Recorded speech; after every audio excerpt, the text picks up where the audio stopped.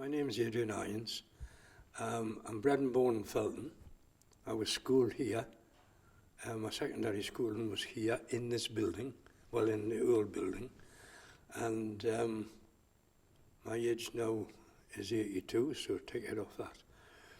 What was the social life like in the 80s? The social life in the 80s, well, I was settled down by the 80s.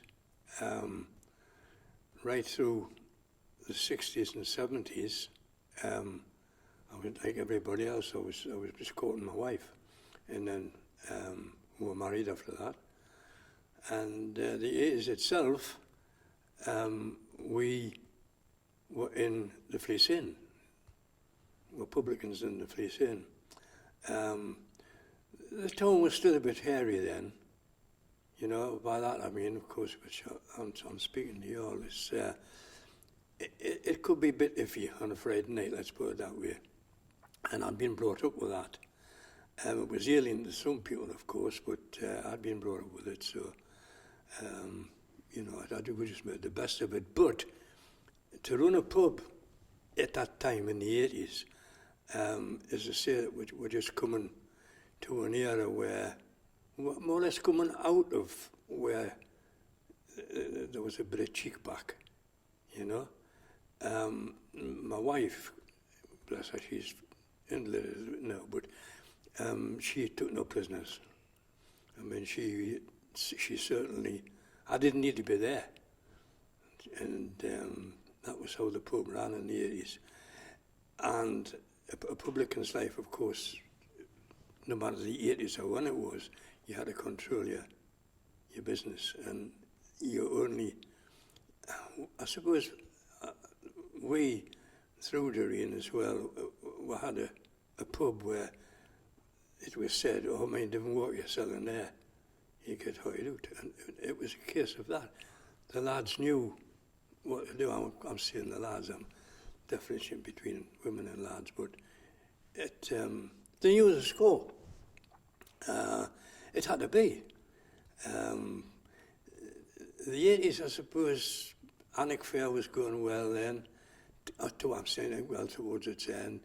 The music festival, which I personally started, was still going, and very, very successful. Not because I started, but how it became. And now, unfortunately, we haven't got anything like that at all. It just ran its way down. And when I think about it, which you'll experience yourself, I'll possibly be treading on thin ice here a bit, but when you were dealing with your own, you know, it was a different matter. People respected you and what have you, which I like to think I can walk through that town and not everybody loves it, but at least we're just and fair, you know. I mean, I still get crack off the lads, you know. Some of them who were devils in the 80s, I can tell you. But pardon? I was a devil in the 50s, but there we are. You had the law to straighten you out, like, and I wasn't really a bad lad. I was a worky ticket. You all know what that is, I think, don't you? Are you all? I'm slipping into the vernacular. Yeah. Okay. Sorry. You okay? Yeah, fine. Just drop through. So what kind of, I'll go really drive through it, sorry. Go on, you're on it. Yeah, just do a cut there. Let's have a little cut. What type of music? There was a full cross-section of music in the 80s that you could get anywhere. But I have always been on the traditional side. So therefore, when we took the pub, I'd introduced live music. I had a lot of friends played accordion, fiddle, the full business, you know, and they came and they formed it for us, really. But the Fleece was a place to be. I know when there's nights, it was not so myself. A lot of good music, good musicians. That basically was it, really. The jukebox used to get 7 bells, you know, because the lads like that in the pool room and what have you. But the lounge in the Fleece was set off, as you know. And so therefore, you could do that, you know. But it was good to us. It was good crack. What did you think about Live Aid? Did you see it? Pardon? Live Aid, the concert with Queen and the charity. Yeah, I saw that because of my granddaughter, yeah. But it's music, it's life. It should be in everybody's life. You know, it's certainly been in our life. I mean, my daughter sings, my granddaughter sings, they're fortunate to have a decent voice. You know, so that's, music came to us in the Fleece. So of all different sorts, jazz, you know, we try to keep it traditional. What kind of films and TV shows? Pardon? What kind of films and TV shows did you watch in the 80s? What kind of films? Never had the time. Did you ever go to the cinema to see any? No, I'm being quite honest with you. I'm not blanking you out there. I never had the time for it.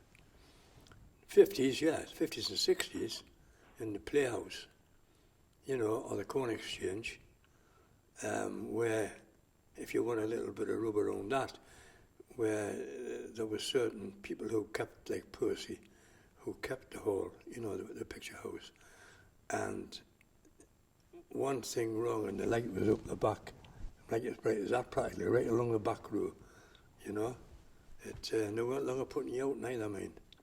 And you didn't get back in until they thought you were ready to do it, you know. And of course there was other things went on in the back row as well, like, but you know what I mean. Did you I'm sketching around this, huh? Did you have any hobbies in the 80s? Me, I had hobbies over the years. It was mainly music. It was mainly music, and of course when I was a young one, it was what you did, no matter where you were in Felton, Annick, or where you were. You know, you roamed about and made your own, or a cuffle of lug off somebody that you'd upset or something.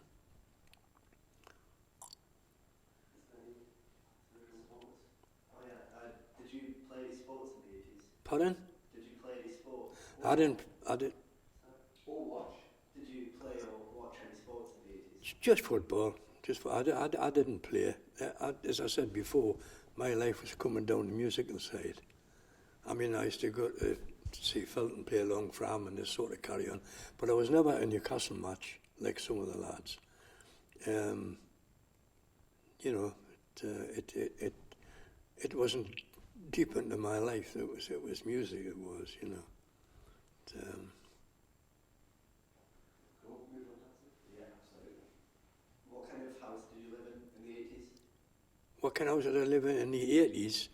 Well, I lived at Chulbottle in one of the agricultural houses. There was agricultural houses built for agricultural workers in the late 50s, after the Second World War.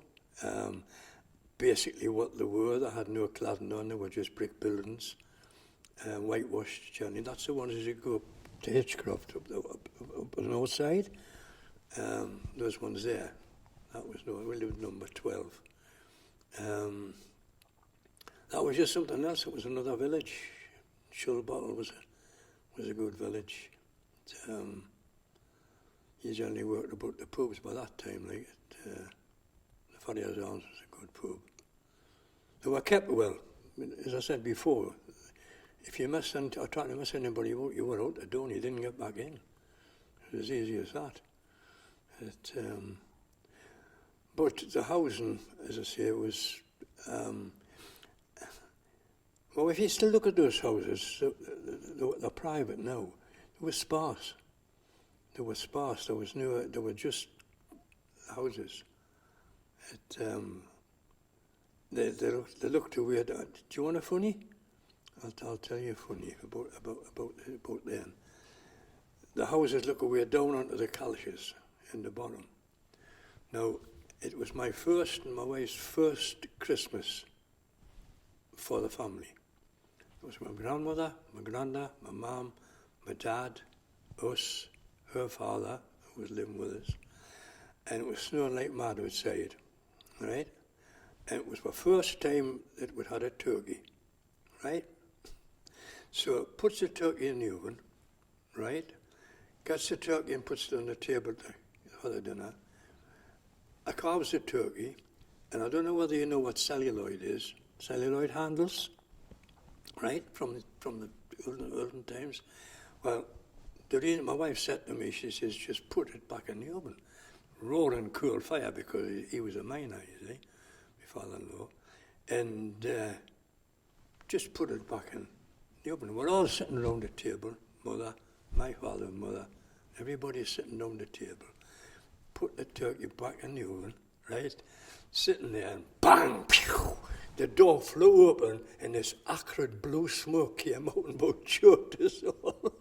And what we did was, I rushed and I opened the windows to the calashes, and the snow came bleaching across. Could you imagine it? The snow came bleaching across the Christmas table, it jinked it all together. So there you are. There's a little bit of a funny in it for you. These are the sort of things that happen in life. Was it a good neighbourhood, a good sort of place you lived in the 80s? Oh yeah. Well, I was between Shilbot and here. We came here in the mid-80s. We came to live in Alnwick. Beside the tennis courts. But by then I'd changed my business to, well, more of the exporting. And then that's what I was telling you about. But the town was good. It's been good to me all the way through, especially from coming here. Shilbot to live, and we had a shop in the town. My wife had a shop selling cloths and what have you. So we generally got mixed up in the whole community, you know. Hence meeting the Dadigans now and again. No, I would never have met Tom if it hadn't been for the Lions Club, really, possibly. The Lions Club, which you'll possibly know of, you better. It's a good organisation. I'm not going to spout any more than that, so. But if you get the chance to join it. Did you have any neighbours where you lived? Pardon? Did you have any neighbours where you lived, and did you get on with them? Both sides, yeah. A lot of people don't get on with their neighbours, but that's up to them as far as I'm concerned. But no, you live together amicably. Was there a strong sense of community? Yeah, was there a strong sense of community? Was there a strong sense of community? There always has been. There always has been in the villages, as far as I'm concerned, because I followed it anyway. In the towns, it was the same, but with the influx of people from outside, I've got to say this because it's true in my mind, controversial possibly to a point whereby you come into an organised area like we are, and you've got to join in. You upset it, and you'll be nowhere. You know, that comes up from your bringings up, really, if you've been brought up here. What did you think of the right to buy scheme? Pardon? What did you think of the right to buy scheme? The right to buy scheme is all right. It's a proper idea, really. If anybody can earn something and keep it and hand it on, that's what it's all about. I think, anyway. I come from an era which did that anyway, you know, if they could afford it. Mm-hmm.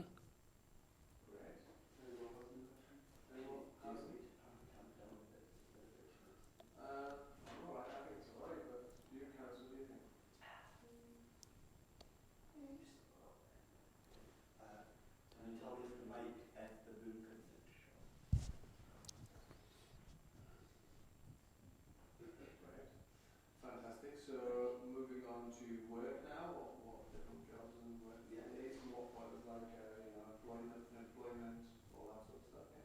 Mm-hmm. What job did you have In the 80s, coming from my area in the 80s, I was working for myself. More or less, I've just covered part of it. If you want to run up to there, I can give you a run up to there because it's Army first, then National Service finished. I was a mechanic to start with before, apprentice mechanic for British Road Services. And then I started for myself. And on I went from there and just took the chance, you know. What were you doing? Pardon? What were you doing when you were working for yourself? I worked for myself, I was an antique dealer. I was a second-hand dealer. Then I went into antiques. And then I went into shipping from this country to chance met a Canadian who I'm still friendly with. And I used to buy for them, sell it by auction over there.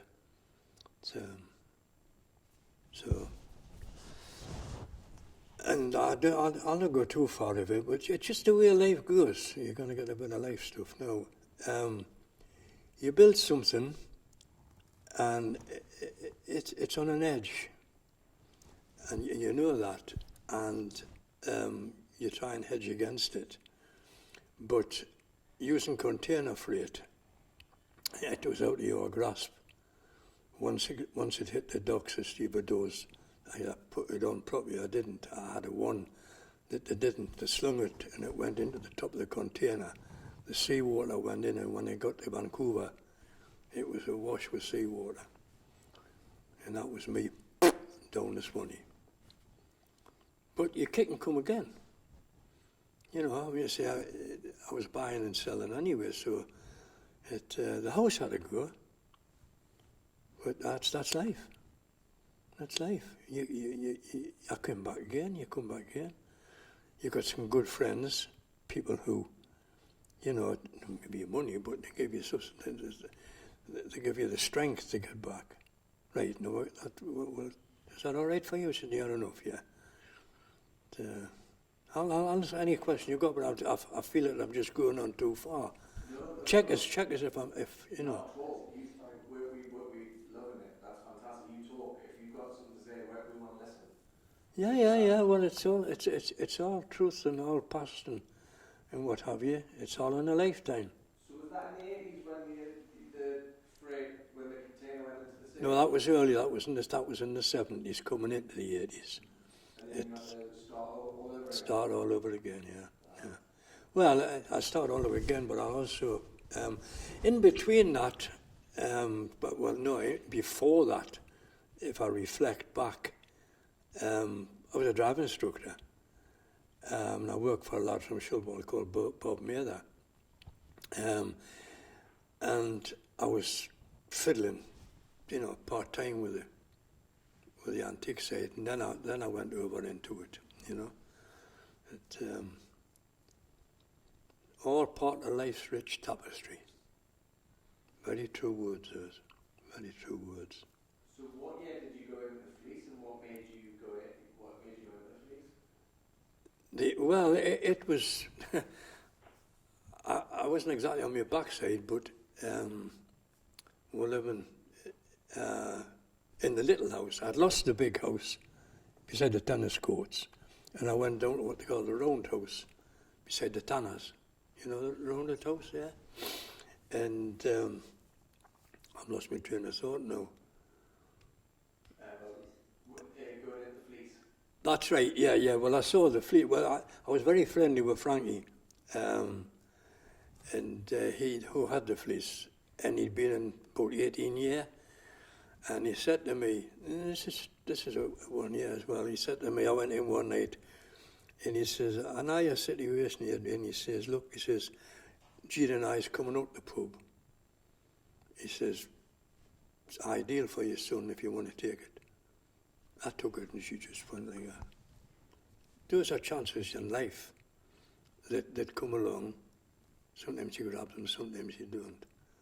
But I did, should I say, and here we went again. Maybe ask about employment in the 80s, like when people started getting out of work. What was it like in the 80s with employment and unemployment, with people being like Well, you've got the wrong man for that, because I was working for myself, really. It would drive profits, that's for sure. But I just saw my way through it. Did you know anyone who's unemployed during the 80s? Oh, any amount of lads are unemployed, yeah. Some of them wouldn't work anyway, but there we are. Brilliant.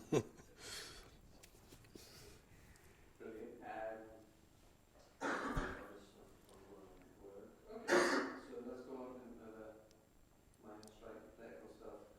The Prime Minister, minor strike. How do I phrase the question about the minor strike? So what are your memories and thoughts around the 1984 minor strike? Something like that? What are your memories and your thoughts around the minor strike in 1984? The miners' strike, well, my grandfather was a miner. He'd finished with the pit by then.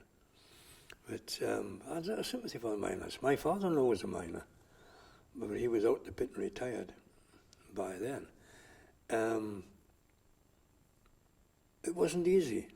It wasn't easy. I had friends who were, who were miners. It cut everything down, especially in this area here, where like Hampers and Whittle. But I never really saw that side of it, because I was working for myself, but I had sympathy for, for the lads, but coal mining, my granddad was a coal miner, and so was Ned, my wife's father.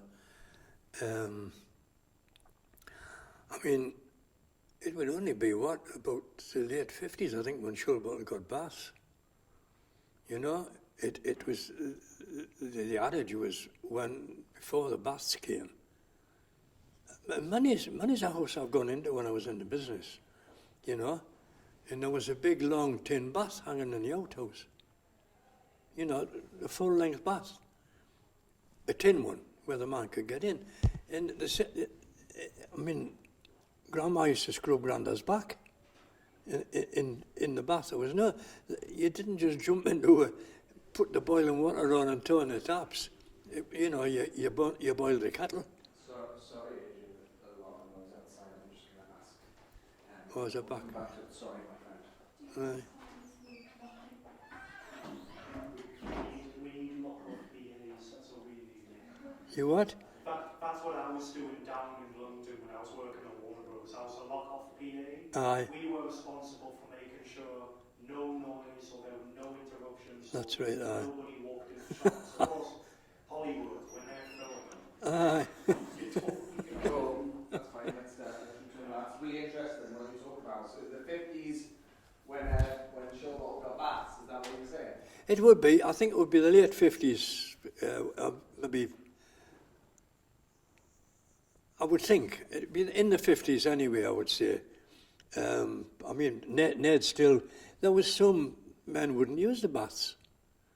They came home for a bath, but in the older days, prior to getting the bathroom, it was in front of the fire. I saw my granddad Craig's. It was the fire had to be poked and hot, and the bath was there, and Grandma had to boil the water, pour it into the bath for him, right? And I was out into the bedroom. That was it.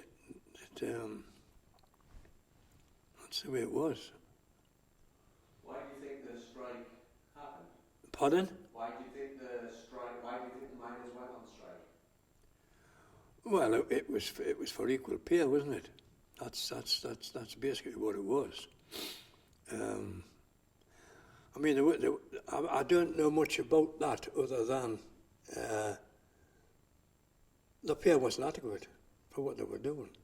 Some were up top, of course, and some were down below, and it wasn't an easy job down below. I don't know whether you've ever been down a mine, but It's a bit scary. I mean, I was just taken down, you know. What did you think of people who crossed the picket to go back to work? Well, it's all a case of if you have to, you have to.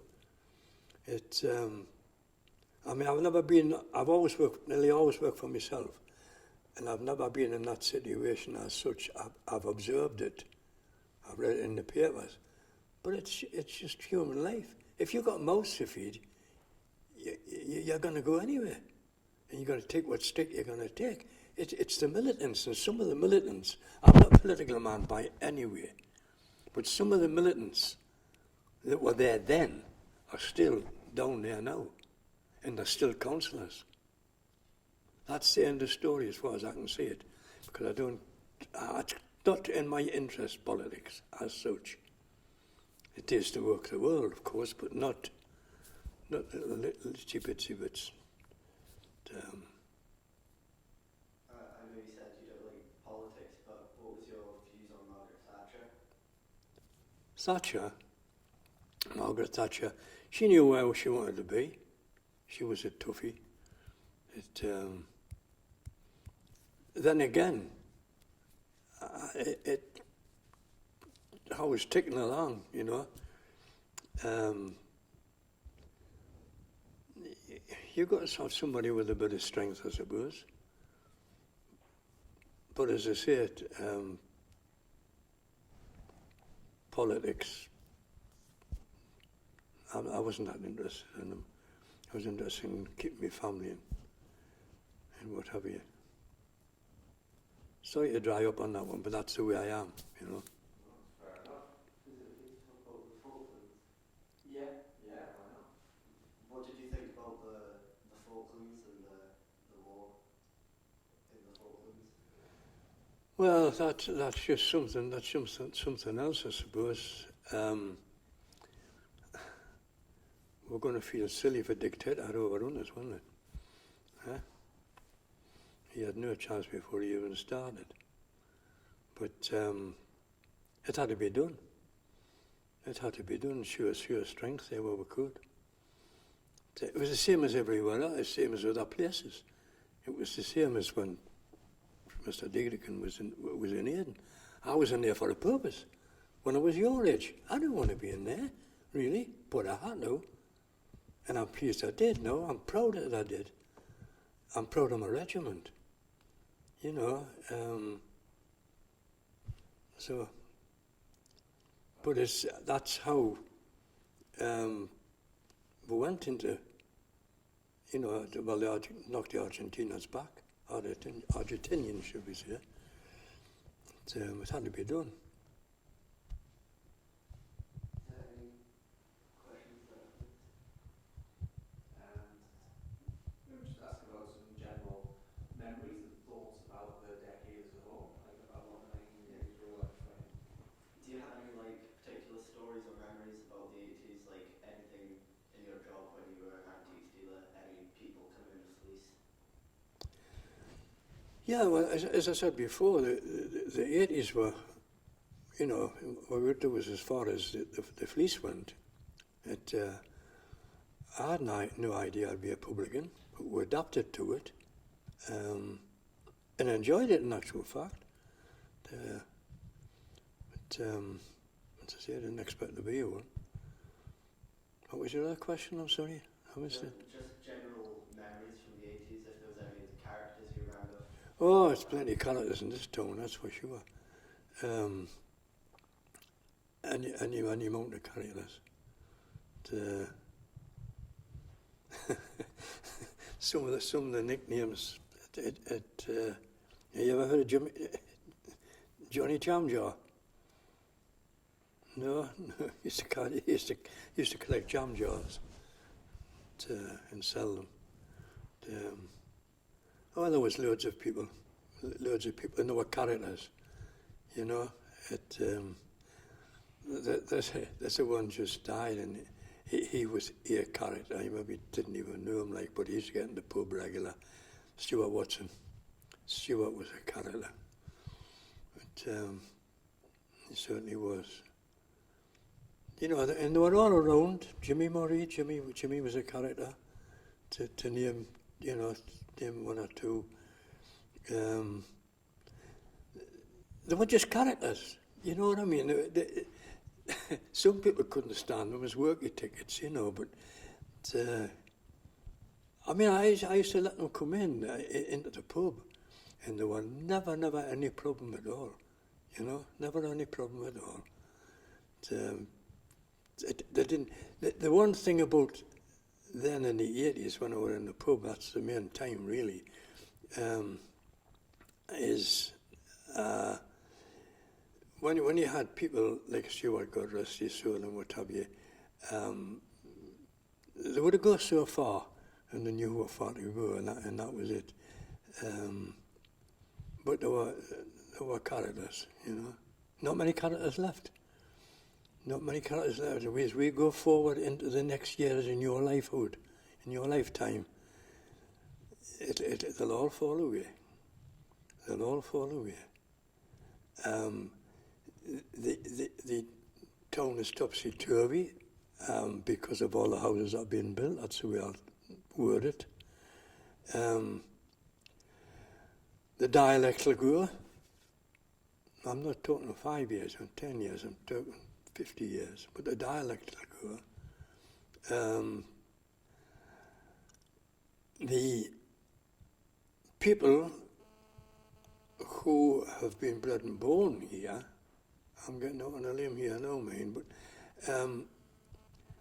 I find it very strange, or not strange, I find it upsetting when I pass the time of day to someone in the street and say, hello there, and they just blank you.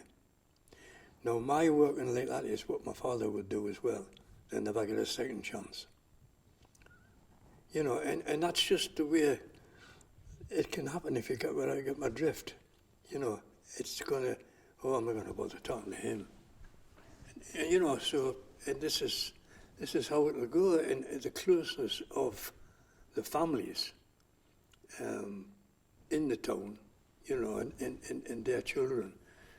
You see, the top end is changing as well, as we call the top end. You know what the top end is. I went to school with them. We all went in here. We're all in here, and we had a headmaster. I'm deviating a minute, and I was thinking of the rule. And he made good citizens out of people. Some of these lads were away there. They were on their way, you know. But when big Tommy Thompson got a hold of them, could you believe that, have you heard, there was, Tommy didn't have it, but my headmaster had a piece of Malacca cane, like that. Wait for it now. He had a piece of lead wrapped around the end, and keeping the lead on was insulating tape, right? Just get your hand and knuckles and just tap your hand like that. It hurts even to put it up there, and when he did that, then down it came, whack. I don't sit here a worse man from it. No way. No way. I honestly don't. And I wasn't a bad lad at all. I was a worky ticket, but I wasn't that bad. But that was what was happening. Big Thompson didn't bother. If you wanted to move, put the length of this building here, he was a big man. He was about well over 6 foot, nearly 7, big man. You put his hand on your backside like that, and he could lift you from here to that wall. Get a move on, boy. Whoosh, and away you went. You know, what would that happen today? I sit here, man, at 80 years old, I'm telling you these stories, and it you know, it's all part of life's rich tapestry. Now, I'll shut up if you want us to, mind. Never. Did you? Sorry. Well, no, Did you have a nickname in the 80s? I had a nickname. Oh, where did Tom didn't tell you this, did he? Huh? No, I mean, yes. No, I did in the 80s, but you've got to think about, this is another story, right? I'm full of stories. But you've asked a question, and I'll give you the answer, right? It was before I moved here. I would only be about 8, And I was in the village at Felton where I lived, and I'd been to the shop for a bottle of pop, right? A bottle of lemonade. And Mr. Sanderson, the headmaster, was coming up the street, right? I didn't acknowledge him, he didn't acknowledge me. I was drinking with John Appleby, who was my friend. And we got back to school, and I stammered on a question, and he said to me, "It's you, boy." He says, "You're nothing but a fizzy drink." Schoolyard, fizzy drink, fizzy drink, fizzy drink. So there you are now, and that's how I was called, Fizzy Ions. There you are now. And a lot of people who still live in the town, who I went to school with here, call us Fizzy. It was hurtful to start with, but it became affectionate by the time I got to 17. And now, I don't know, if you experience that, write it. If you experience it, maybe not, but write it. It goes, you know. But that was my name. Tom will possibly know about, well, his wife, Fizzy Ions. I had mere black eyes over that. You know, I am aware now, mate. My dad was a great guy, you know, and I was getting, we're fighting and all. And he took me aside one day and he says, "Adrian," he says, "let them call you. He says, you'll be a better man for the rest of your life." I've never forgot that, and I'm here. And that's what happened. It's affectionate now if it comes out, if it ever does come out. Now and again it does. But they're just people who's known, you know.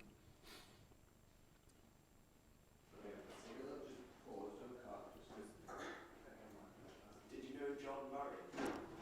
John Murray? Yeah. Oh, I knew John, yeah. Yeah, I knew John, yeah, shall I say. Grandfather. Huh? He's our grandfather. Is he? Yeah, that big monkey puzzle tree opposite the co-op. That's the man, yeah. Yeah, yeah.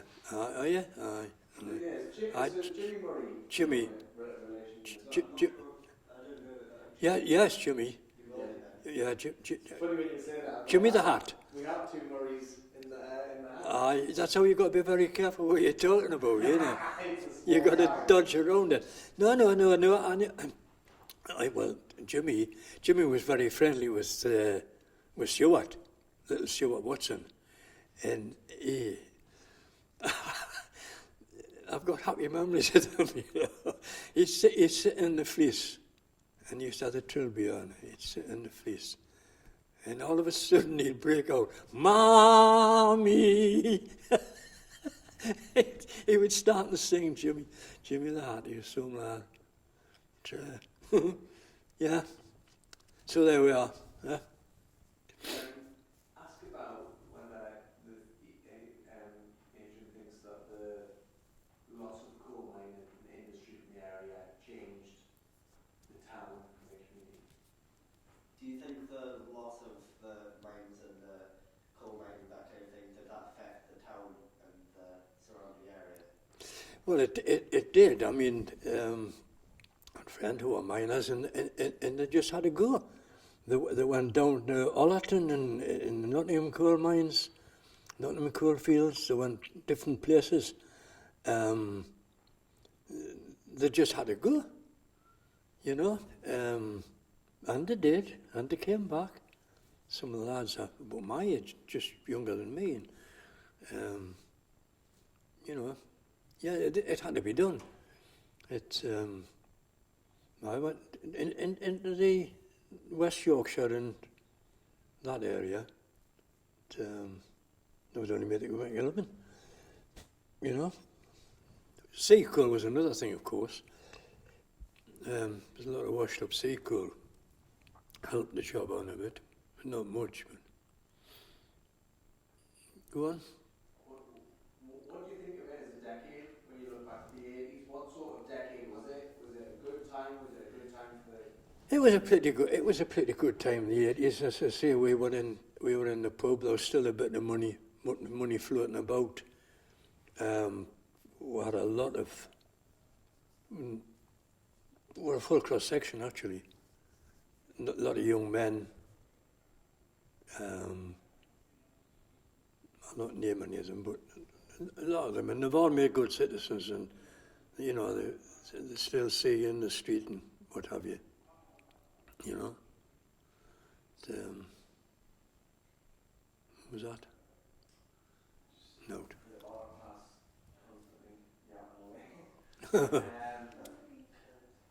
Yeah. If you had to describe the 80s in 3 words, what would they be? Say it again, sorry? If you had to describe the 80s in 3 words, what would they be? In 3 words. Not bad at all. As a matter of fact, as I was saying before, it was good to us because we were in the pub then, you see. There was still a bit of money around. When you played for it, you know, you got it.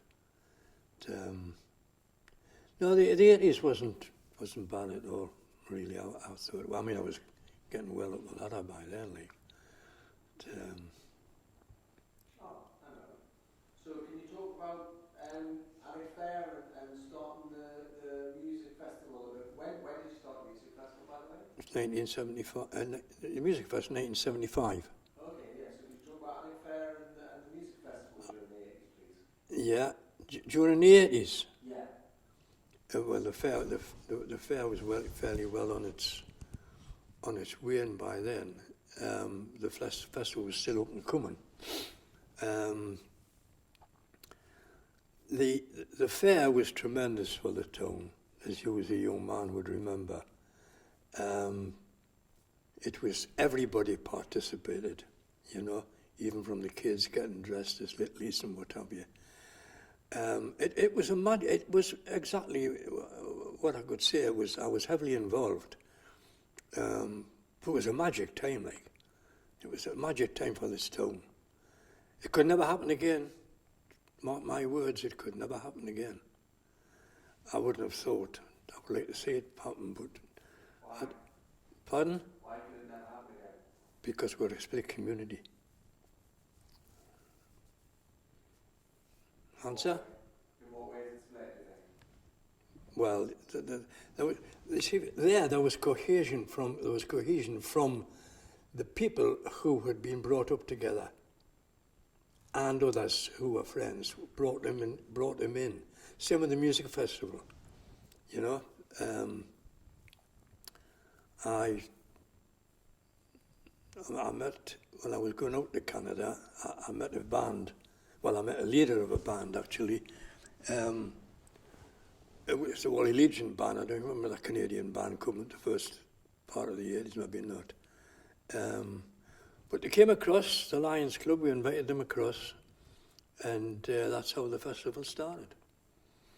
The fair was started plainly and simply by business people like myself those days, and upheld it.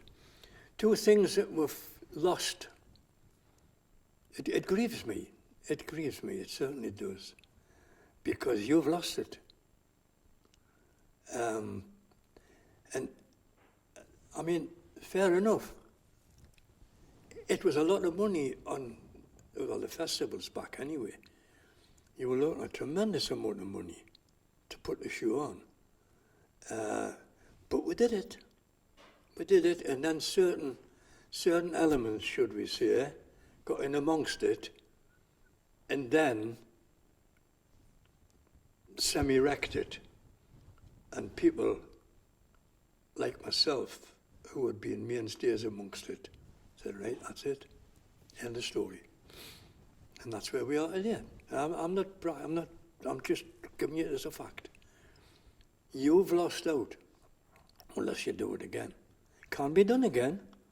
It can be done again, but well, then, I said when I first started, I am not politically minded, but you've got to be to a point. The thing about our town here now is mine only, I'm not in trying to, is we should never have gone one unitary in this council, in this county. Never. We're never going to get anything. Proved it. We're getting out. Look at the state of the town. It wants a good wash, the pavements and everything. But now I'm getting political, I'm going to stop. Right? I will, but I do, you know, my dad used to say, you know, you get yourself into problems if you start talking with politics, even local politics. Well, he was a councillor. But no, it's a fact.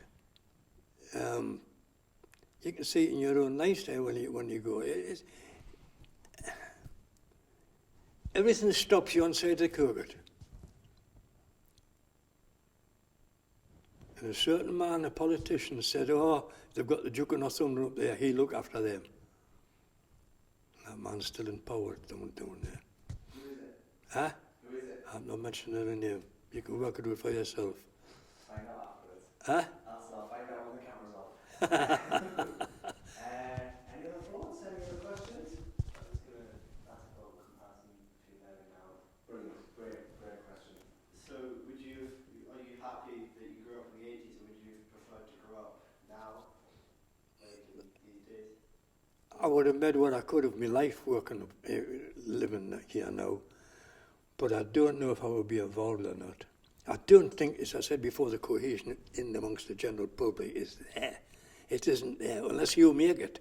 Unless you make it. If you've got an ambition, say in music, right? Do it. Have the conviction and confidence to do it.